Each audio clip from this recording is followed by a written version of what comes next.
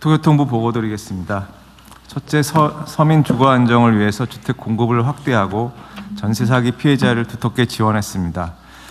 체감도 높은 착공 기준으로 지난해 9월 수도권 135만 호 공급 계획을 마련했습니다. 이는 연 27만 호 규모로 22년, 24년 연평균의 1.7배에 해당합니다. 그리고 금년 1월에는 수도권 도심 내 유휴부지들을 활용한 도심주택 6만 호 공급 계획도 마련하였습니다. 저조했던 공공부문 착공 실적은 회복세를 보이고 있으며 올해는 21년 이후 최대치인 수도권 6.2만 호를 착공하겠습니다. 전세 사기 피해 지원 속도를 높이고 있습니다. 피해 주택 매입 속도를 높여서 총 8,424호를 매입했습니다.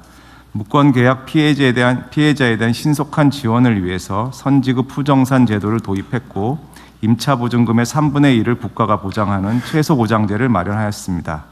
또한 대학력 효력 발생 시기를 전입신고 2일에서 즉시로 앞당기는 등 사후 구제 중심의 정책을 선제적 예방으로 전환하였습니다. 다음입니다. 교통 부담 완화 및 구조 개혁을 추진하고 있습니다. 교통비 부담 완화를 위해서 지방과 인구 소멸 지역 주민이 보다 두터운 혜택을 받을 수 있고 일정액 이상 교통비를 무제한 환급하는 모두의 카드를 도입했습니다. 올해 전국 229개 지방정부가 모두 참여하고 있으며 전 국민이 이용할 수 있게 되어 이용자가 500만 명을 돌파하였습니다. 월 평균 교통비 6만 3천 원 중에서 2만 1천 원을 환급하는 등 국민 교통비 부담이 대폭 줄었습니다. 또한 중동발 고유가 상황에 대응해서 4월부터 환급 기준액도 절반으로 인하하고 출퇴근 시차 시간대 환급률도 30%포인트 상향했습니다. 두 번째로는 코레일과 SR 통합도 본격 추진하고 있습니다. 지난주부터 KTX SRT를 연결 운행함으로써 좌석수는 늘리고 KTX 운임은 낮췄습니다. 아울러 일반 열차의 수급 안정도 만전을 기하고 있습니다. 또한 국민의 체감하는 가격, 품질, 공정성 중심으로 고속도로 휴게소 운영 구조를 개편하고 있습니다. 그리고 최근 실시한 고속도로 휴게소 전수조사를 바탕으로 공공전담 운영기관 도입을 추진하겠습니다. 다음입니다. 미래 성장 기반을 구축하기 위해서 지방 핵심 거점을 조성하고 자율주행 산업을 육성하고 있습니다. 첫 번째로 지역 핵심 거점을 통해 5국 3특 균형 발전을 가속화하겠습니다. 현대차 그룹과 제9조 원 규모 새만금 투자 협약을 체결했습니다. 민간의 첫 대규모 지방 투자로서 실질적인 성장 효과가 이루어지도록 지원하겠습니다. 1차 계획 수립 이후 21년 만에 공공기관 2처 이전 계획 수립에 착수했습니다. 현재 이전 대상 기간 전수조사를 마쳤고 이전 기관이 실질적인 성장 거점으로 기능하도록 추진하겠습니다. 남부 내륙철도, 가덕도 신공항, 대구 경북 통합신공항 등 SOC도 차질 없이 확충해 나가겠습니다.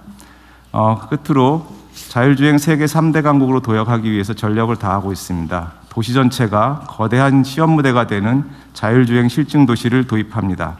이를 위해 지난주 대한민국 자율주행팀을 광주에서 출범하였으며 이를 통해 본격적인 자율차 투입을 앞두고 있습니다.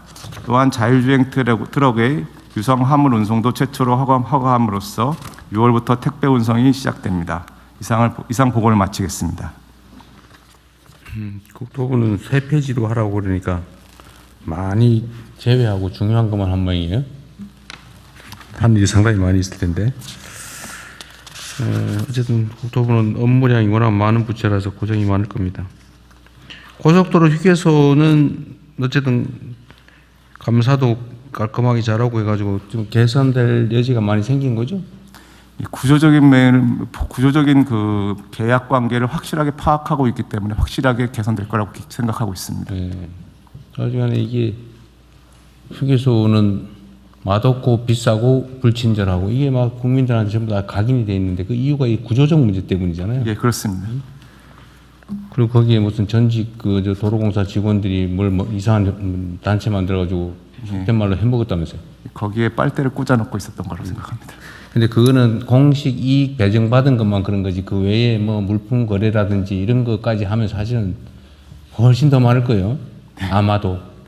그래서 그런 게 지금 국토부는 국토 계획을 하거나 철도도 지금 사고 났잖아요, 그죠? 예. 철도도 그렇고 그다음에 뭐 저 주택, 토지 다 이게 뭐 돈 되는 거와 관계가 있어가지고 참 힘든 부처예요.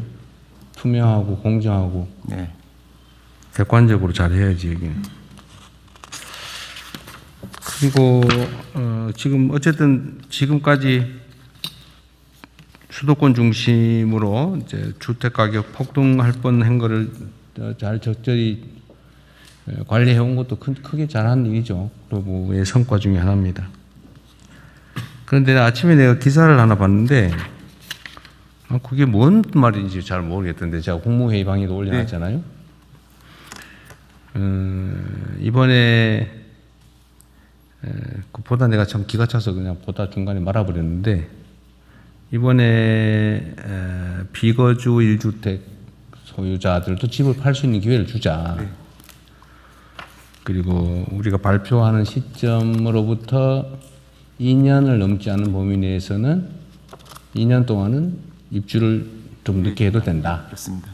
이래놨더니 그게 세입자들의 계약갱신 청구권을 침해한 거다. 뭐 이런 식으로 써놨던데 그게 말이 되는 소리예요? 전혀 사실이 아니기 때문에 예, 임대차보호법상 아니 그건 당연히 세입자의 권리고 2년 지나도록 아직 기간이 갱신을 하게 되면 세입자 살 사람이 못 사겠지. 예, 그렇습니다. 세입자 동의를 안 하면. 동의를 해야 줄일 수가 있는 거지. 세입자의 갱신 청구권은 그대로 유지되는 거잖아요. 네, 그렇습니다. 법에 의해서 그런데 보장된 무슨 기사를 그렇게 가짜로 조작질을 했었습니까? 그래서 오전에 그 보도 해명 자료를 배포를 했고요. 그리고 또 언론중재에 지금 네. 그런 건 엄정하게 대응하세요. 가짜뉴스라고 의도를 가지고 일부러 내가 보기엔 내용을 써놓은 걸 보니까 알면서 일부러 그렇게 쓴 거예요. 몰라서 무식해서 그래 쓴 게 아니고 알면서도 왜곡을 해가지고 2년 안에 다 쫓겨나야 된다 세입자가 이따위로 써놨잖아요. 네, 그렇습니다. 어떻게 기사들을 그런 식으로 써서 국정을 폄훼를 합니까? 왜 그러는가 모르겠어. 부동산 투기하는 집단인가. 제가 봐도 아주 그럴싸하게 써놨었습니다.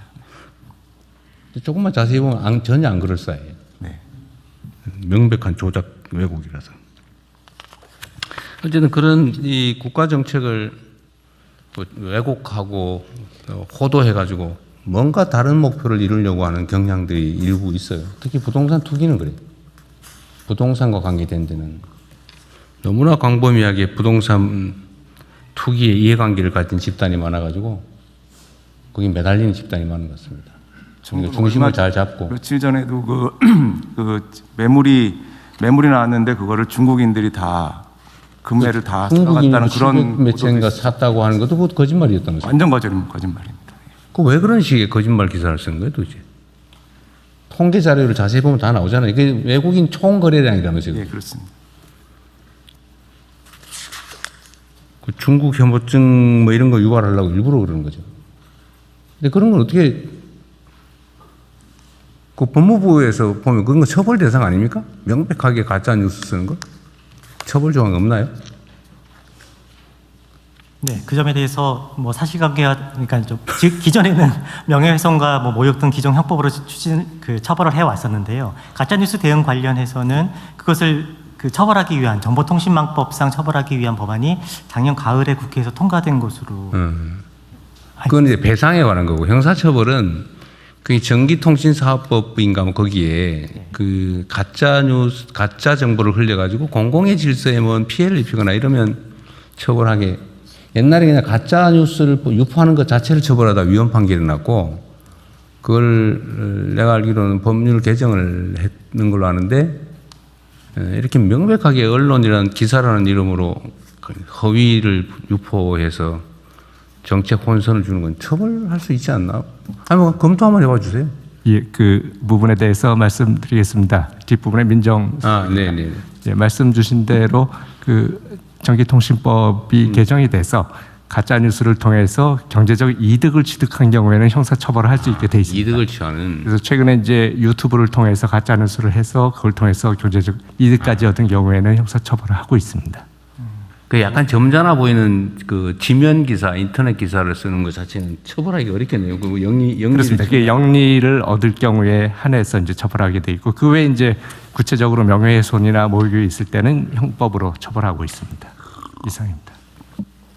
정부 정책을 왜곡 조작하는 가짜 기사를 쓰는 경우는 처벌하기가 당장 쉽지는 않겠네요. 하여튼 그 관련 부처들이 네.